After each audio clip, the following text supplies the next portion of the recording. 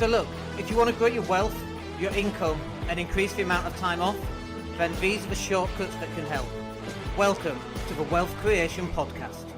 And welcome everybody, it's Dan. Hope you're well today. Welcome to a podcast show. So in this session, I want to talk about search engine optimization because it is one of the components that's really going to make your business close more business in 2025. And it's not like it is the be-all, end-all, but it is an ingredient into the marketing cake that you're producing. So let's talk about that. And I don't want to go into the normal boring stuff of on-page and off-page stuff, but obviously I need to mention that sure, on-page and off-page SEO is totally required. And let me just explain what that is and then we move on. On page is getting the right number of keywords, getting your images and getting the alt tags and putting the keywords in the images, getting your H1s and H2s and H3s and H4s, there's all your headlines and getting enough content out there and making sure that that's in the right proportions is the best way of saying it. So that's on page stuff. Very, very important, but completely irrelevant if you don't have any links coming into your website. And the links are the off-page stuff. So you need to generate some links, people on other people's websites, but you might write an article and they link back to your article. And interestingly, this is one of the interesting things. The more content that you produce and put out onto social media, the more backlinks you actually get, which I know it sounds a little bit kind of weird, but it's absolutely true. And inbound links from social and clicks from social is part of the Google algorithm that helps you rank better. So the more content you put out onto social media, the more people click it, the more people go to your website, the more your website's going to get ranked up.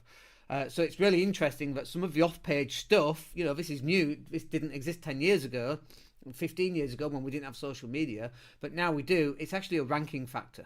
And so it's yet another reason to make sure that you've got enough content going out on social media so that people are clicking it and then coming back to your website. So now we've got that out of the way, let's talk about some of the other stuff. And this is really important because I don't think people do this, but actually defining your goals for the year, for the next 12 months, for the next 3 months, and then aligning what you want to happen with your SEO strategy is really, really important for you to do. And so what does that look like?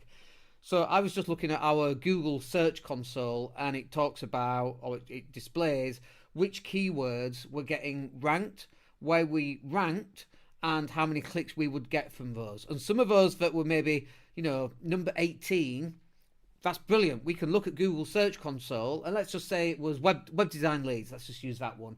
Let's say we ranked 18 from that. And what it allows us to do is go, okay, well, we had 24 clicks from that in the last 30 days. What can we do to improve on that? And so we can actually go in and analyze what that web page looks like and SEO it further, but only if we want to sell more website design in 2025, because we might not. We might want to go down a different path and sell more courses, in which case none of the course stuff is coming up. In which case now, the alignment is completely off when it comes to your goals because we're SEO'd very well as it happens for content, Facebook ads and website design, but that's not really where we want to be in 2025. Certainly we still do that work and we take it on, but increasingly we want to be selling more and more courses, building a digital asset database that we can sell on a daily basis.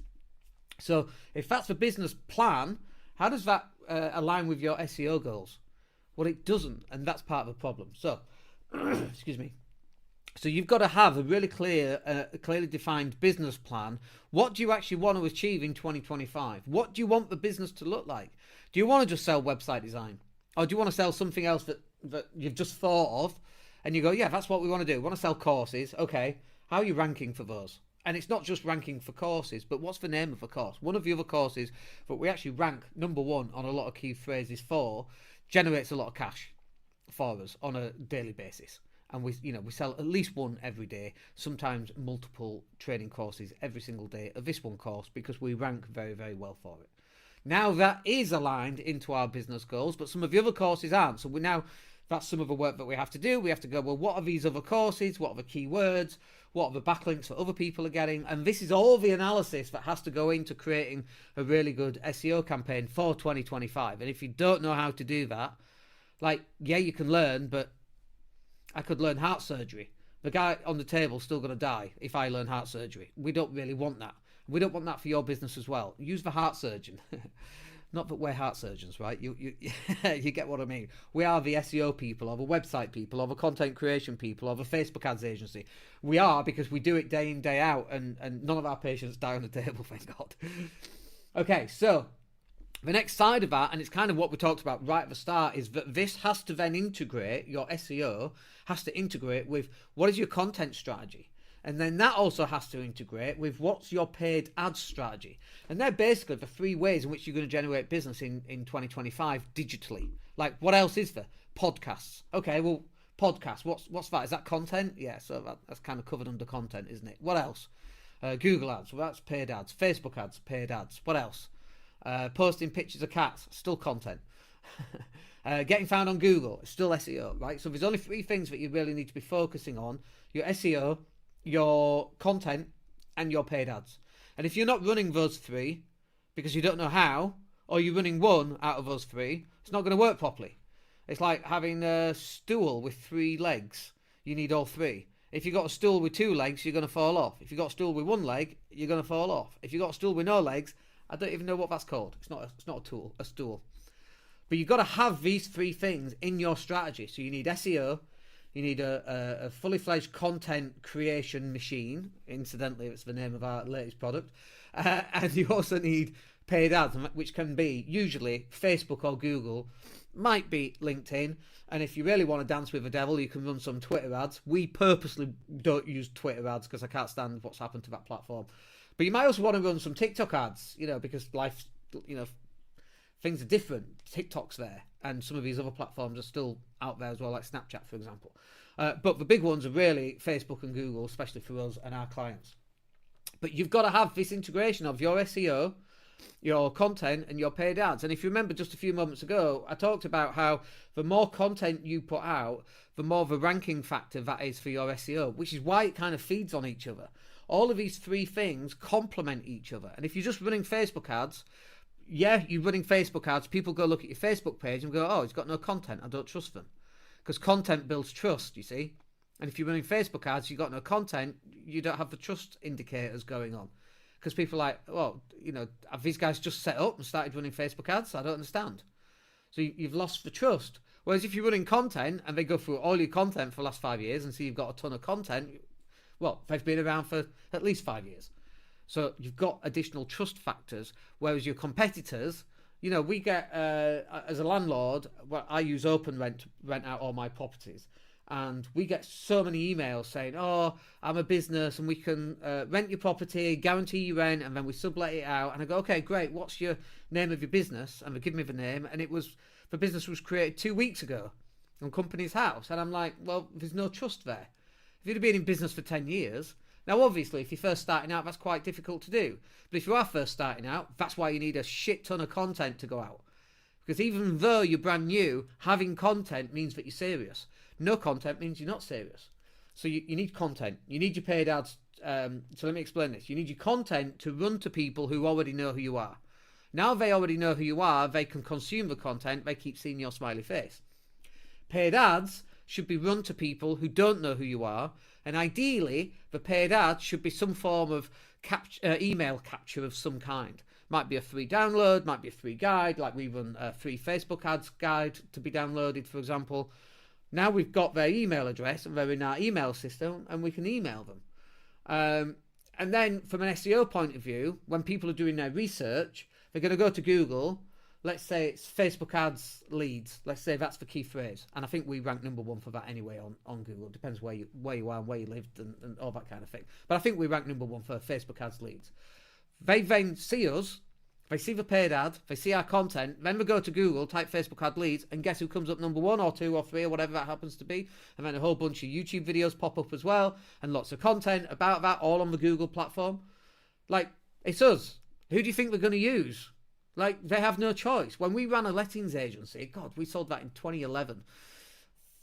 14 years ago, almost to the month, I think.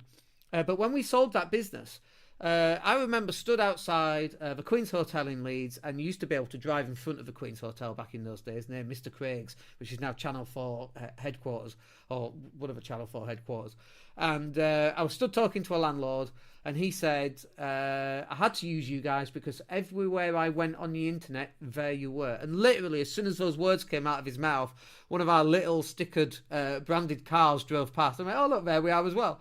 And he's like, see, you're everywhere. That's the point. That's why you want SEO. That's why you want content. That's why you want paid ads. Those three things are the three things you should be running in your business if you want greater success in 2025. Now, I know that it's a lot of work. That's why people come to us and we do it for them. Have a lot of success with that. So, different types of content. Let's talk about that. You want to create evergreen content. Remember, this is about SEO, not content, but you still have to create content.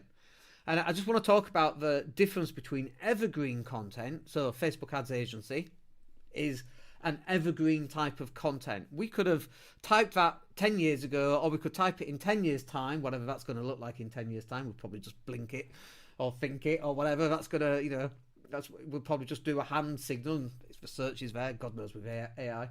But that content is the same whatever the year is, basically. That's evergreen. It's always going to be relevant to Facebook Ads Agency. What isn't always going to be there is that if you're doing, let's say, the Bank of England puts up the interest rate, that's what we call a moment type piece of content.